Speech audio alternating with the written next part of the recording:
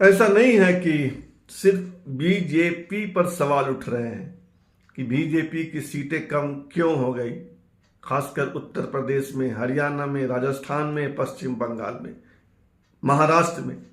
इन 5 राज्यों में बीजेपी को डेंट लगा है, उनका नुकसान हुआ है। तो बीजेपी पर सवाल तो उठ ही रहे हैं। इसके अलावा सवाल गोदी मीडिया पर भी है, जो भाव भाव विभोर होकर मोदी जी के बड़े बड़े घंटे घंटे भर के इंटरव्यू दिखा रहे थे।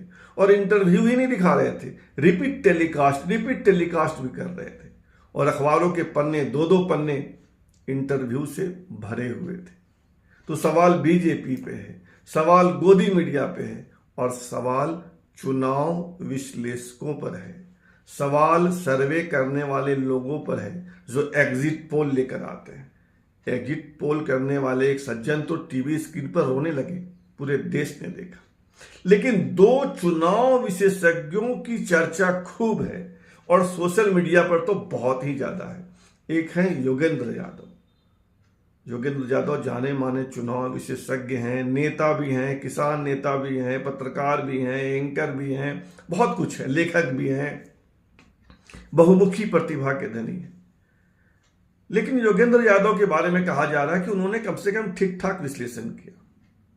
उन्होंने कहा था कि कम से कम 50-55 सीटें बीजेपी की घट जाएंगी, और घट तो 63 गई, 63। तो अगर वो कह रहे थे कि 50-55 घट जाएगी, 63 घट गई, तो वह सत्य के करीब हैं योगेंद्र यादव। उन्होंने कहा था, उन्होंने 2 वीडियो जारी किए थे चुनाव प्रचार के दौरान। एक में उन्होंने कहा था कि बीजेपी को 240 के आसपास सीटें आएंगी, और देखिए 240 ही आया है। और उन्होंने कहा था कि दोनों मिलाकर एनडीए यानी बीजेपी और उसके सहयोगी दल एनडीए को 270 के आसपास सीटें आएंगी। देखिए 293 है, 23 सीटों का फर्क है। तो योगेंद्र यादव की इज्जत तो बच गई, योगेंद्र यादव की बातों पर विश्वास किया जा सकता है। लेकिन एक दूसरे आलोचक भी हैं, प्रशांत किशोर। इनकी तो भत पिट गई। चुनाव से पहले इन्होंने 2, 3, 4, 5 इंटरव्यूज दिए थे, और सब में इन्होंने दावा किया था, और बड़े गर्व के साथ, बड़े ठोक कर, टेबल ठोक कर जिसको कहते हैं, कि बीजेपी को 300 से ज्यादा सीटें आ रही हैं, अकेले बीजेपी को। अब इनके उस दावे पर सवाल उठ रहे हैं, खासकर सोशल मीडिया। और सोशल मीडिया में प्रशांत किशोर की जबरदस्त धुलाई हो रही है। कहा जा रहा है कि योगेंद्र यादव ने तो अपना मार्केट ठीक ठाक रखा, लेकिन प्रशांत किशोर की तो मार्केट ही डूब गई। अब उनसे कोई सेवा लेगा या नहीं लेगा, उनकी कंपनी आई क्या है कंपनी का नाम, उससे कोई सेवा लेगा राजनीतिक दल की नहीं लेगा, इस पर सवाल है। और इसके पीछे उनका बरबोलापन है, क्योंकि उनकी बातें बिल्कुल फजूल साबित हुई, फ्लॉप रहे हैं प्रशांत किशोर। एक पत्रकार हैं, यूपी से आते हैं, अनिल यादव। उन्होंने लिखा है एक्स पर कि वे 2 दिन से चुप हैं, इसलिए कि प्रशांत किशोर की अच्छी धुलाई हो गई है, और अभी वो सिकाई उकाई करवा रहे होंगे, मलहम पट्टी करवा रहे होंगे।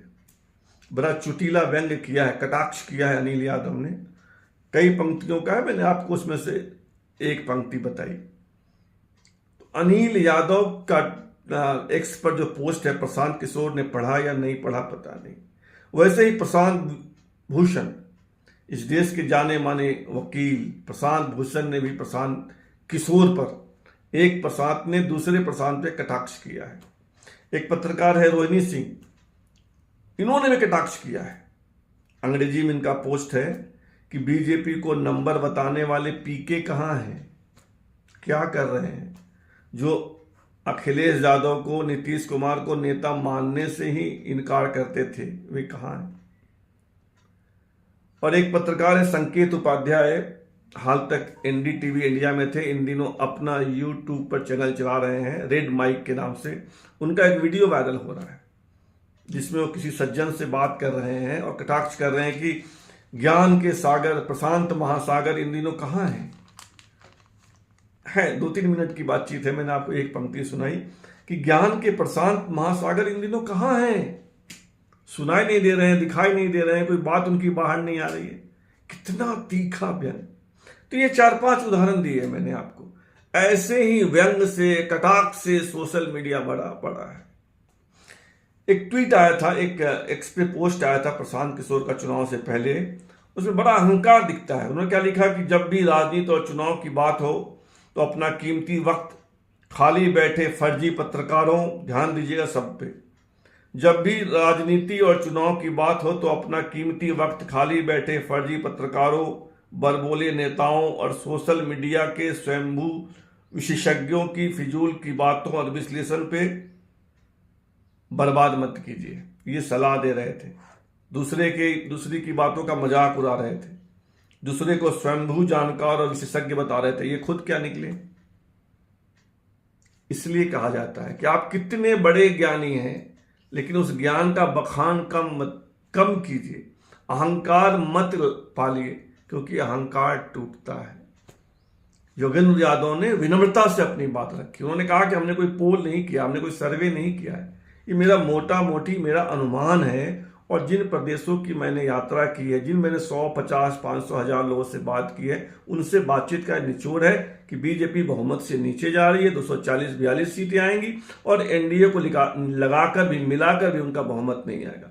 एनडीए को मिलाकर बहुमत तो आ गया, लेकिन बीजेपी वाली बात तो उनकी सही हो गई कि ये बहुमत नहीं पा पाएंगे, 240 के आसपास रहेंगे और यूपी में 50 के नीचे रहेंगे। 33-34 पे बीजेपी है। तो इन्होंने अहंकार नहीं दिखाया तो इनकी प्रतिष्ठा बच गई। प्रशांत किशोर की बातों में वो अहंकार था, अहंकार टूट गया। इसीलिए शायद कहते हैं कि अहंकार तो रावण का नहीं रहा, प्रशांत किशोर क्या चीज है। और जब वही संकेत उपाध्याय की बात कर रहा हूं, संकेत उपाध्याय जिन सज्जन से बात कर रहे हैं, वो सज्जन कहता है कि मैं कम से कम पीके नहीं हूं। ये भी कटाक्ष उसी प्रशांत किशोर पे है।